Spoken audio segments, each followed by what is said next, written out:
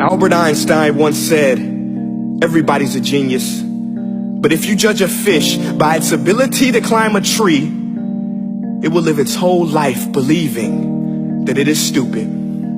Ladies and gentlemen of the jury, today on trial we have modern day schooling. Glad you could come. Not only does he make fish climb trees, but also makes them climb down and do a 10-mile run. Tell me, school, are you proud of the things you've done?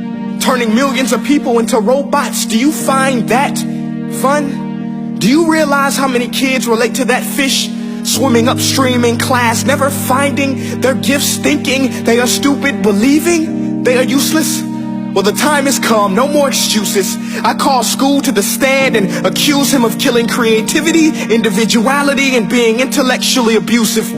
He's an ancient institution that has outlived his usage.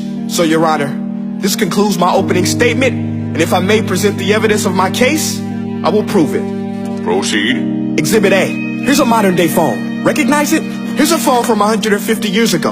Big difference, right? Stay with me. Here's a car from today, and here's a car from 150 years ago.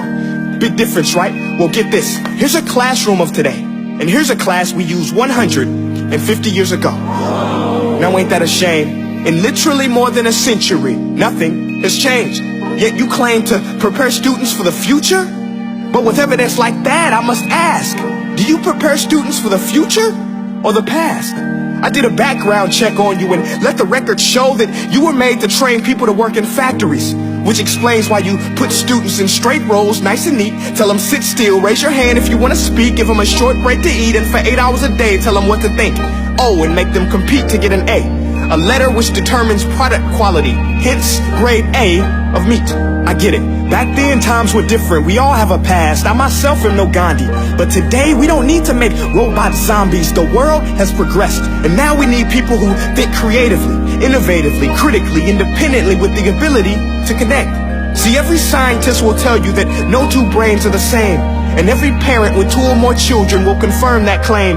So please explain why you treat students like cookie cutter frames or snapback hats, giving them this one-size-fits-all crap. Watch your language. Sorry, Your Honor, but if a doctor prescribed the exact same medicine to all of his patients, the results will be tragic. So many people will get sick, yet when it comes to school, this is exactly what happens. This educational malpractice, where one teacher stands in front of 20 kids, each one having different strengths, different needs, different gifts, different dreams, and you teach the same thing the same way?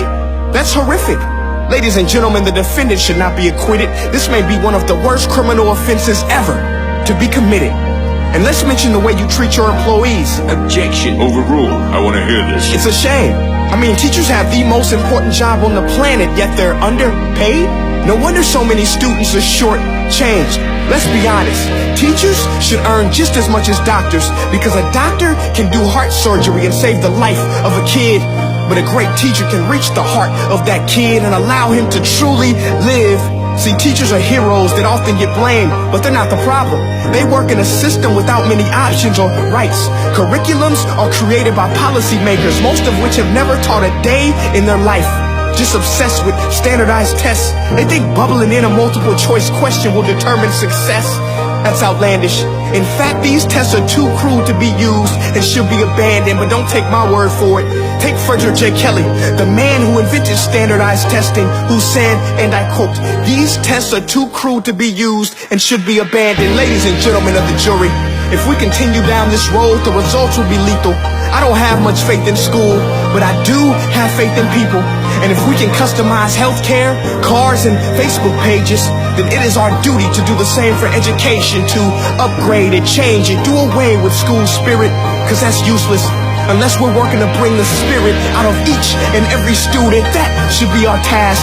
No more Common Core. Instead, let's reach the core of every heart in every class. Sure, math is important, but no more than art or dance. Let's give every gift an equal chance. I know this sounds like a dream, but countries like Finland are doing impressive things. They have shorter school days. Teachers make a decent wage. Homework is non-existent, and they focus on collaboration instead of competition. But here's the kicker, boys and girls. Their educational system outperforms every other country in the world. Other places like Singapore are succeeding rapidly. Schools like Montessori, programs like Khan Academy. There is no single solution, but let's get moving. Because while students may be 20% of our population, they are 100% of our future. So let's attend to their dreams, and there's no telling what we can achieve. This is a world in which I believe, a world where fish are no longer forced to climb trees. I'll rest my case.